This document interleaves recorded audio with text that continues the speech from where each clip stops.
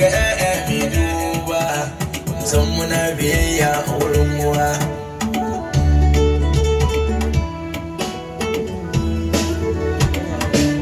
Barka da uwa da fari ita ta haife ka, ga zafi na haihuwa da ruwan wanka. Mata bidar a rayuwa ta ji kokanka, ai komai dare ba ta iya bacciwa.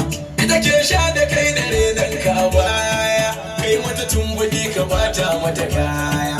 Doni san wuri kana goya a baya, ba fajira take ta dau albashi ba.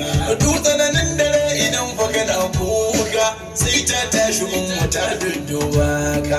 Sai ta bakin ciki tana rarrashin ka, mai yawa ba za ta koma bacci ba.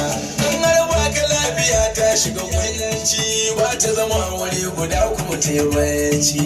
Ba nutsuwa gare ta ko da fa abinci, sai dai dan kaɗan take ci kai duba. Ita ce wanke dukkanin suturorinka, ba ta ƙyanƙyamin fitsari kashinka. Kullum safiya ku sai taimaka wanka, dan Allah ku dan uwa na kai duba. Wasa kake idan tana kalle, har murna take ta ganka kana tsalle.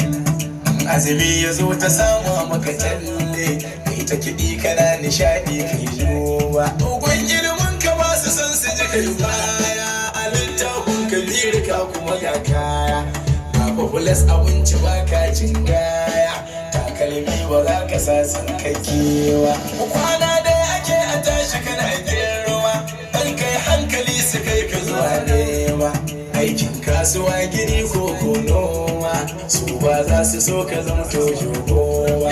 Faɗi ka tashi arsu nema maka aure, su fatan su dai su fidda ka a zaure. Si ta faɗa suna ka gaure maka jure, dan aure rikon shi sun ba wasa ba. Ya haka ma kan ba za ka yi ladabi ba, haƙƙi na su wai ba za ka kiyaye ba. Masu da shawara na ce sai mai duba, domin uwa ma zai lalace ba. Allah kai ka yoni ni da mahaifana, yi muni ladabi na girman babana. Kai mun haƙurin zama da su ummina, kar in yi batun da ranta ba zai so ba.